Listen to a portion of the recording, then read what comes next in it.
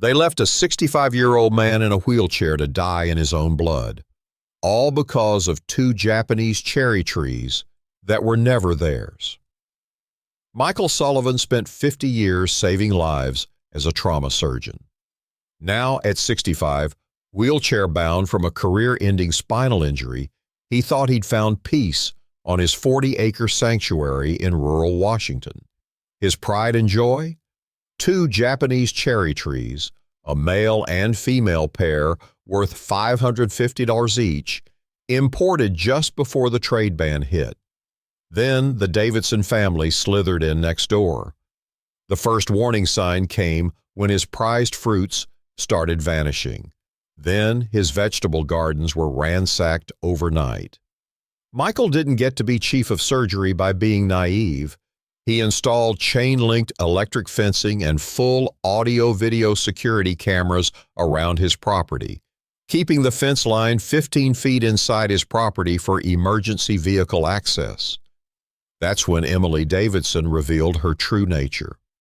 It was a crisp spring morning. Michael was carefully digging up 9 precious cherry saplings, natural offspring from his imported trees that sprouted every second or third season.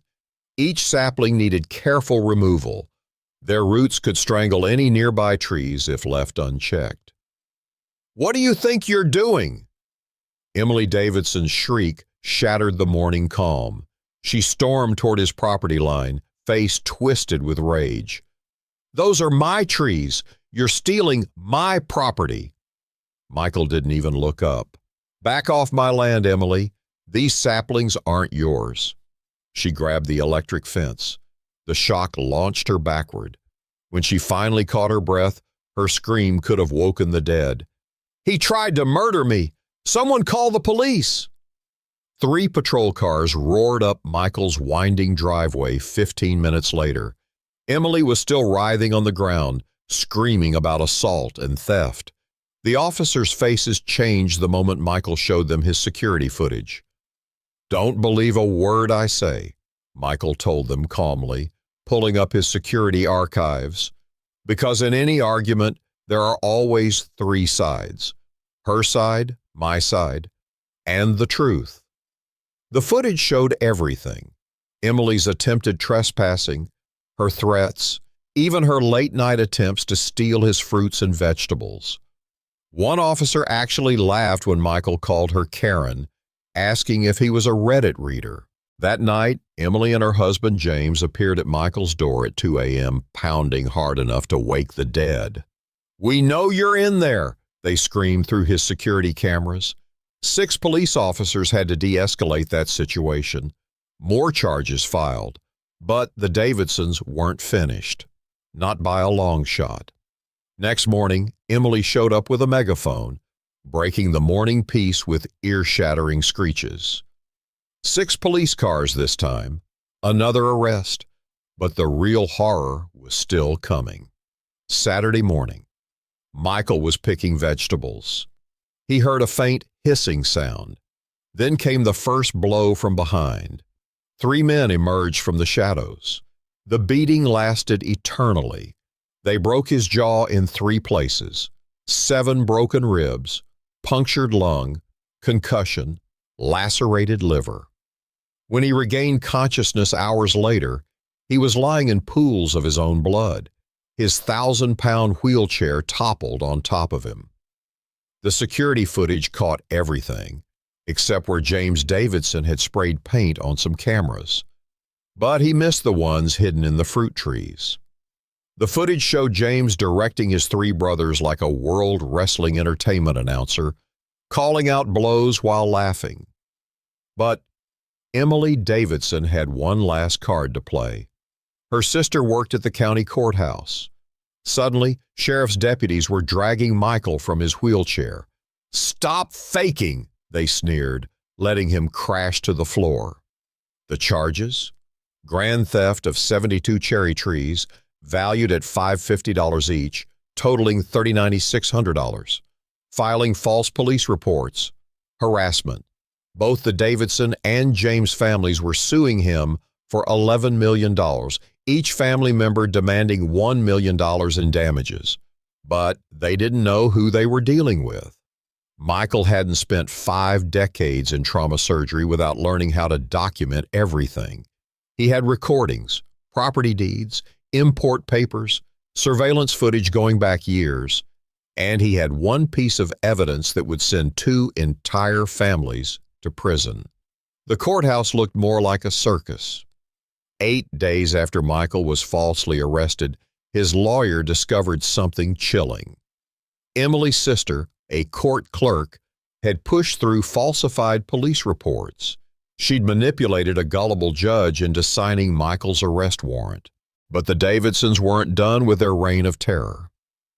At 3 a.m., Michael's security system erupted with alerts. His cameras caught Emily and James, illuminated by moonlight, raiding his gardens. They were stuffing their arms with thousands of dollars worth of rare fruits and vegetables. Michael called the police. This time, they came in dark. No lights, no sirens. What unfolded next was pure chaos. 4 officers chasing the Davidsons around his property as they threw stolen produce like weapons. Tomatoes splattered against police vests. Peaches became projectiles. It was a food fight of epic proportions, with James and Emily looking like deranged contestants in some twisted game show. The cops weren't amused. More charges, more mugshots. But the madness was far from over.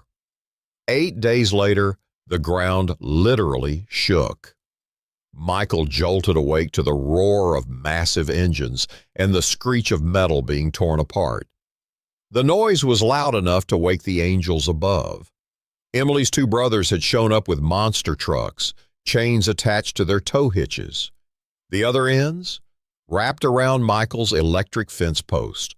Sparks flew like the 4th of July as they tried ripping out his security fencing. These idiots had attached metal chains to their metal trucks, then connected them to an electric fence. The results were spectacular. When the police arrived, they found 2 grown men twitching on the ground, their oversized trucks still smoking from the electrical surge. As one officer put it, "I've seen smarter squirrels crossing the highway." The brother count was now at 7 family members arrested, but the worst was yet to come. Michael's lawyer had been quietly building a case, gathering evidence that would shake the county to its core. The surveillance footage showed more than just assaults and theft. It revealed a coordinated campaign of terror against a disabled veteran. The Davidsons had no idea they'd picked the wrong target. Michael had spent his career documenting every detail of trauma cases. Now, those same skills would destroy 2 families. His counter-lawsuit was nuclear. Every false police report, every fabricated document, every act of vandalism and violence, all meticulously cataloged, time-stamped, and verified. The discovery process revealed something even more sinister. Emily's sister hadn't just falsified reports. She'd been systematically destroying evidence that would have exonerated Michael. But she missed one crucial detail. The truth exploded like a bomb in the courtroom. 2 years of legal battles had led to this moment. Michael's lawyer unveiled the smoking gun, a hidden backup of all the courthouse records Emily's sister had tried to destroy. The judge's face turned stone cold. What I'm seeing here is criminal conspiracy at every level. The Davidson and James families crumbled. Their elaborate scheme collapsed like a house of cards. Emily and James took plea deals. 6 months for her, because of their 4 young children. 6 years for him. Emily's sister? 11 years for corruption and evidence tampering. The 2 brothers with the monster trucks? 5 years each, plus $50,000 in restitution to Michael, each. But James's 3 brothers, the ones who'd nearly beaten Michael to death? They got the hammer, 25 to life. Each ordered to pay $250,000 in restitution.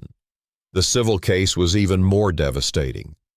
Michael's countersuit for $3 million sent shockwaves through both families. After his lawyer took his third, Michael ended up with 5 of their 6 houses, plus their stocks, bonds, and jewelry. Every member of both families was slapped with an 8 to 10-year probation period. The judge wasn't finished. He issued permanent stay-away orders. None of them could come within 1,000 yards of Michael or his property. One violation, and they'd face their original charges, this time with no plea deals. But the victory felt hollow. Michael still had nightmares about the attack. His body had healed, but the trauma lingered. The Japanese cherry trees still bloomed each spring, their fragrance carrying a mile on calm days, but now they carried memories of blood and betrayal. His neighbors to the north, the Wilsons, had stood by him through everything. They'd testified in court, helped maintain his property during his recovery, and kept watch when he was in the hospital. One evening, as the sun painted the sky orange, Tom Wilson visited with an envelope. "This is for all the trees and vegetables you've given us over the years," he said, handing Michael $2,000. "Mary says to spend it on something you wouldn't normally buy." Michael smiled, remembering how they'd helped him through the darkest days. "I'll try to keep our community peaceful from now on," he said, "but I seem to be a magnet for crazy." They shared a laugh over steaks and mint juleps, watching the sun set behind the cherry trees. Tomorrow, he'd start packing. The property held too many painful memories now. The trees would stay, a reminder that sometimes the most beautiful things can attract the ugliest humanity has to offer. Each spring, their blossoms would tell his story to whoever owned the land next. The final twist? Emily's sister lost more than her freedom. The same judge she'd manipulated fired her, then helped expose similar corruption throughout the county court system. Her actions led to a complete overhaul of the court's filing procedures. Michael's security cameras caught the Davidson and James families moving out, their lives destroyed by their own greed and hatred. Their houses would be sold to cover the legal judgments. Their children would grow up visiting parents behind bars, all because they couldn't resist trying to steal what was never theirs. Before leaving town, Michael made one final gesture. He donated several cherry saplings to the local botanical garden with a plaque that read, "Beauty attracts both admirers and thieves. Choose wisely which one you'll be." The story of the Cherry Tree War spread through legal circles across the state. It became a cautionary tale about greed, corruption, and the consequences of targeting the vulnerable. But mostly, it was a reminder: never underestimate a man who spent his life documenting trauma. Sometimes the best weapon isn't violence or lies. It's the truth, carefully preserved and precisely deployed. If you've ever faced bullies or corrupt officials, drop a comment below. Have you stood your ground against those who tried to take what's yours? Hit subscribe and join our community of survivors who refuse to back down. Remember, the craziest people aren't always the ones you can spot from a distance. Sometimes they're the ones next door, waiting for a chance to take what you've built. Stay frosty, friends. There really are crazy people out there.